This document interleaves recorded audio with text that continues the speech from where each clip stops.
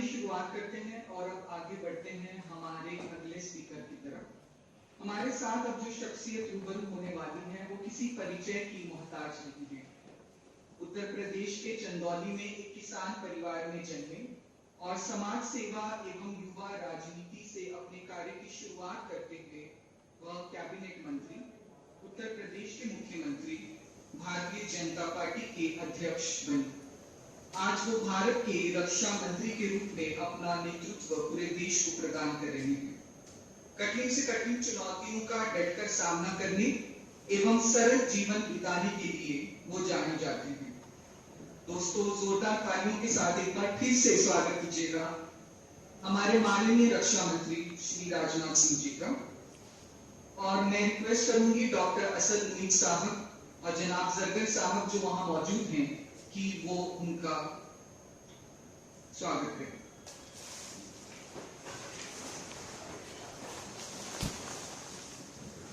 तो कैमरा पाइए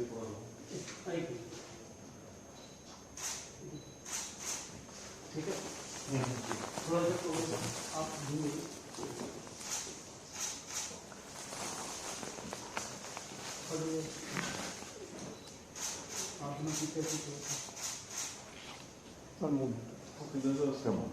आपने मैं माननीय रक्षा मंत्री जी से अनुरोध करूंगी कि वो संबोधन करें।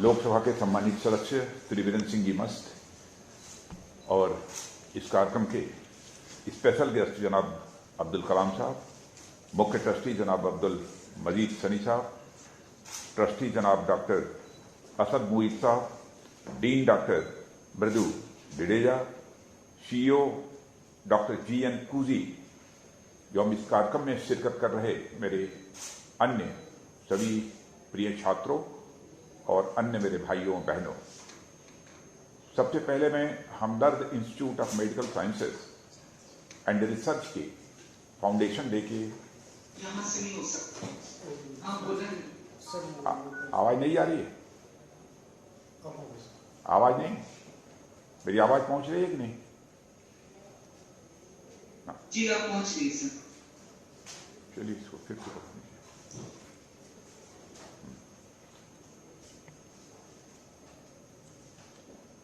सबसे पहले मैं Hamdard institute of medical sciences and research के फाउंडेशन डे की पूरे हमदर्द परिवार को अपनी तरफ से हार्दिक शुभकामनाएं देता हूं, मुबारकबाद देता हूं। और लगभग 115 साल पहले 1906 में इस दिल्ली से हमदर्द के सफर की शुरुआत हकीम अब्दुल मजीद साहब की देखरेख में हुई थी। साथियों, हकीम अब्दुल मजीद साहब ने जो सफर शुरू किया था, आज वह कितना बड़ा कारवां बन चुका है, यह मुझे आप सबको बताने की जरूरत नहीं है। आज भारत में हमदर्द को इस मुकाम तक पहुंचाने में हकीम अब्दुल मजीद साहब के बेटे हकीम अब्दुल हमीद साहब की मेहनत और उनकी दूरंदेशी का बहुत बड़ा कंट्रीब्यूशन है। मुझे यह बताया गया है कि आज अब्दुल हमीद साहब का जन्मदिन भी मनाया जा रहा है, इसलिए आज के इस मौके की खुशी स्वाभाविक रूप से दोगुनी हो जाती है।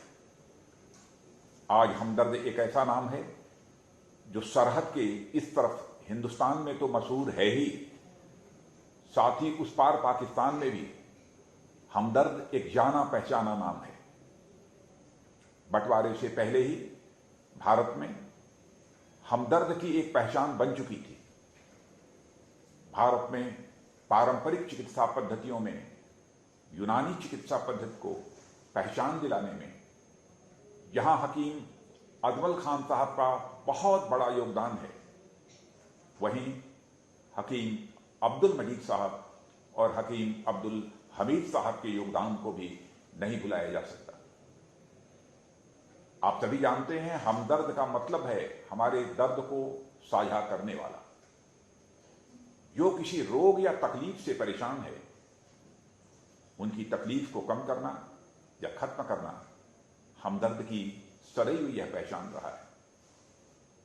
मैं मानता हूं कि यूनानी चिकित्सा पद्धति को आज पूरे साउथ एशिया में जो मुकाम हासिल है, उसमें हमदर्द का एक मेजर कंट्रीब्यूशन है।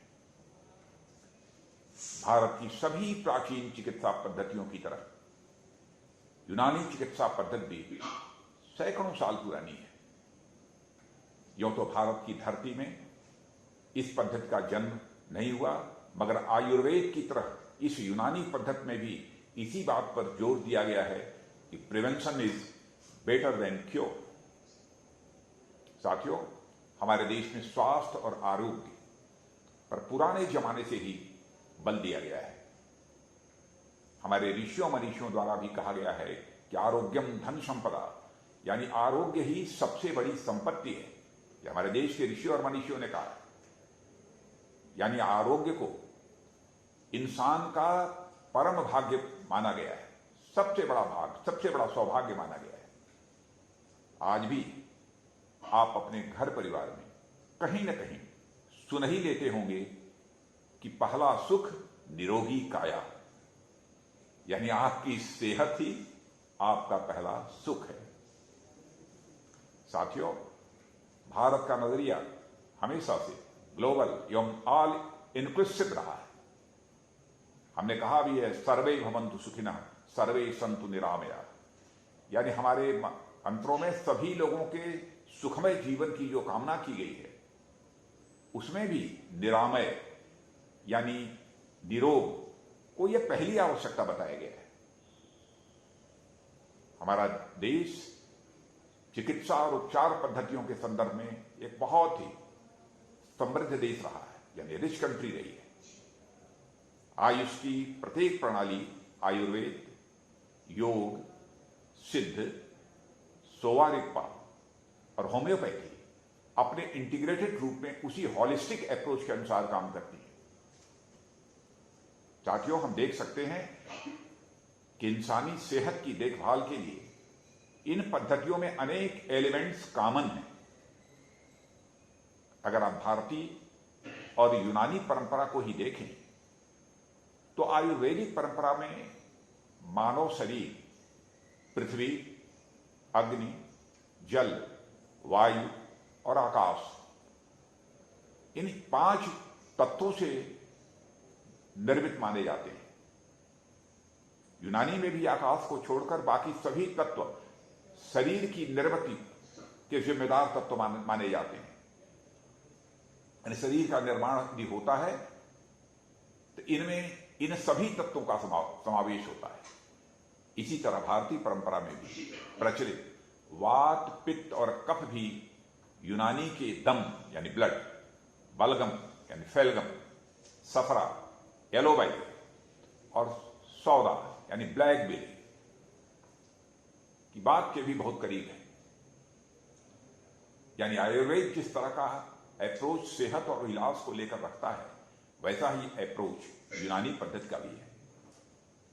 ये दोनों पद्धतियां इंसान को प्रकृति के न केवल करीब लाती हैं, बल्कि उसे प्रकृति से जोड़ती भी हैं। साथियों, जबकि पश्चिमी जगत से आई मेडिकल साइंस जो एलोपैथी कही जाती है, वह एक अलग तरह का अप्रोच रखती है, जो इंटरवेंशन बेस्ड होने के साथ साथ इन्वेसिव भी है। मगर आज एलोपैथी पूरी दुनिया में काफी लोकप्रिय और कारगर भी है, और इसकी बड़ी वजह है एलोपैथी में हुआ बड़े पैमाने पर रिसर्च एंड डेवलपमेंट, जिसने एलोपैथी को बाकी सभी पद्धतियों से आगे लाकर खड़ा कर दिया है। लेकिन आप जानते हैं, अब तस्वीर बदल रही है। भारत ही नहीं, पूरी दुनिया में सेहत के लिए ट्रेडिशनल ट्रीटमेंट एंड मेथड्स की लोकप्रियता तेजी के साथ बढ़ रही है। योग और आयुर्वेद ने धीरे धीरे अपना एक अहम स्थान बना लिया है। लोगों में जागरूकता भी बढ़ रही है। खासतौर पर जब से हमारे प्रधानमंत्री श्री नरेंद्र मोदी जी ने देश की बागडोर संभाली है, भारत की पारंपरिक चिकित्सा पद्धतियों को आगे बढ़ाने के लिए सस्टेन्ड इफर्ट्स किए जा रहे हैं। और हमारी सरकार ने 2014 में ही स्वास्थ्य मंत्रालय से अलग एक आयुष मंत्रालय का गठन किया है। और आप जानते हैं इस आयुष का अर्थ है आयुर्वेद, योगा, यूनानी, सिद्ध और होम्योपैथ। ये सारी पद्धतियां एलोपैथी की अल्टरनेट मानी जाती हैं। योग को विश्व स्तर पर लोकप्रिय बनाने में हमारे प्रधानमंत्री जी की बहुत ही अहम भूमिका रही है। यूनाइटेड नेशंस में भी एक प्रस्ताव पारित होने के बाद आज करीब 190 देशों में हर 31 जून को अंतर्राष्ट्रीय योग दिवस मनाया जा रहा है। आयुष मंत्रालय द्वारा देश में सभी पद्धतियों के विकास के लिए एक नेशनल आयुष मिशन की शुरुआत की गई है, जिसके अंतर्गत देश के कई इलाकों में आयुष ग्राम की स्थापना पर विशेष बल दिया जा रहा है। मित्रों, पारंपरिक चिकित्सा पद्धति में बदलते वक्त के साथ नई पद्धतियों और हेल्थ मैनेजमेंट की नई टेक्नोलॉजीज को साथ जोड़ने की जरूरत है। और आपको यह जानकर खुशी होगी कि आयुष मंत्रालय ने हमारी ट्रेडिशनल सिस्टम ऑफ मेडिसिन के विकास के लिए एक इंटीग्रेटेड अप्रोच अपनाया है। आयुष सिस्टम की अलग अलग पद्धतियों के साथ मिलकर यूनानी चिकित्सा पद्धति नॉन कम्युनिकेबल डिजीजेस का समाधान खोजने में एक महत्वपूर्ण रोल प्ले कर सकती है। आज के लाइफ स्टाइल के कारण हेल्थ केयर डिलीवरी सिस्टम में यूनानी चिकित्सा का एक अहम पद्धति के रूप में उभरना इस बात का एक प्रमाण है। यूनानी चिकित्सा पद्धति अपने आप में यूनिक है। स्वस्थ जीवन के लिए इजी अवेलेबिलिटी, इफेक्टिवनेस एवं अफोर्डेबिलिटी यानी यूनानी चिकित्सा पद्धति की ये महत्वपूर्ण विशेषताएं हैं। और इस प्रणाली में उपयोग की जाने वाली दवाएं ज्यादातर जड़ी बूटी और मिनरल्स से प्राप्त की जाती हैं, इसलिए वे कंपैरेटिवली नेचुरल होती हैं और सुरक्षित हैं। साथियों, ये दवाएं प्रकृति की तरफ लौटने अथवा केमिकल व आर्टिफिशियल दवाओं से नेचुरल प्रोडक्ट्स की तरफ बढ़ने की प्रेरणा भी देती है।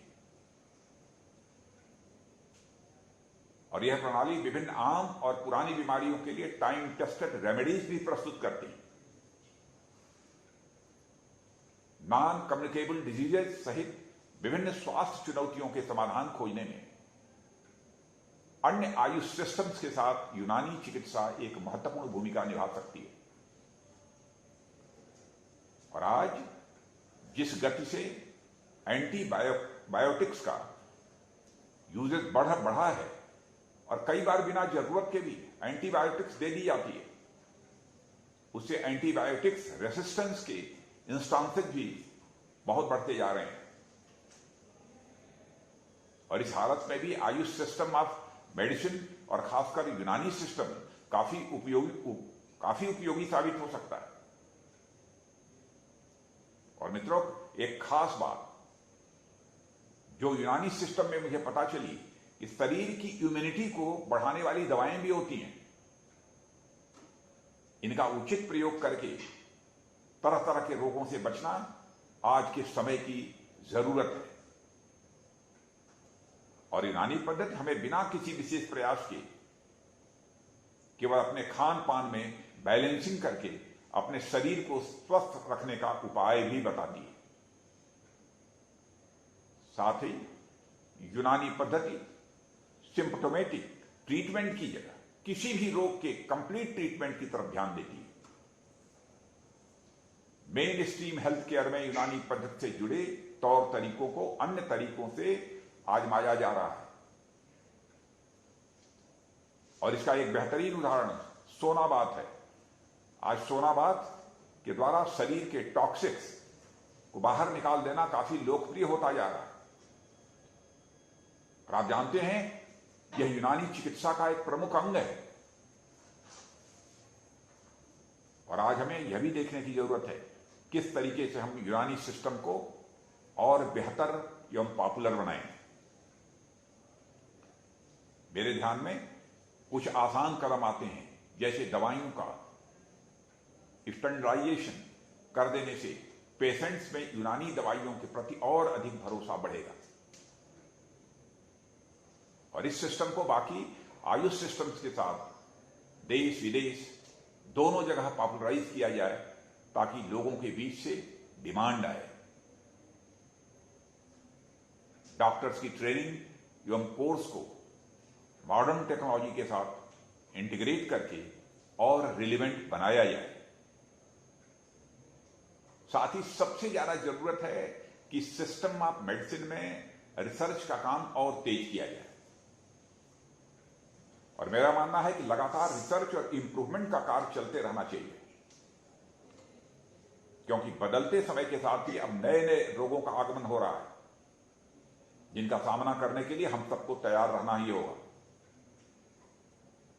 और इस काम में आपका Hamdard institute of medical sciences and research एक लीड रोल प्ले कर सकता है। और साथियों, कोरोना महामारी ने पूरी दुनिया को यह बता दिया है, बीमारी के इलाज के साथ साथ इस बात पर भी ध्यान दिया जाना चाहिए कि शरीर की इम्यूनिटी यानी प्रतिरोधक क्षमता को मजबूत बनाया जाना चाहिए।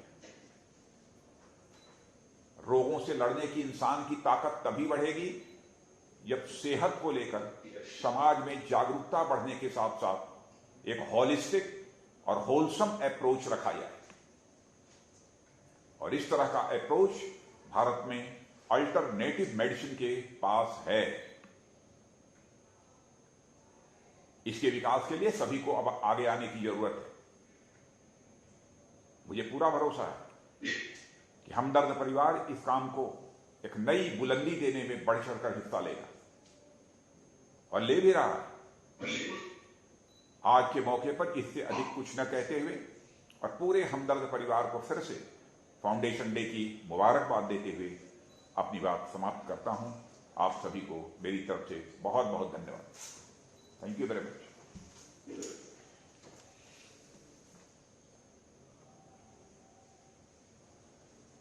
Subscribe to our channel by clicking the subscribe button. Click the bell button and enjoy the latest uploads from our channel.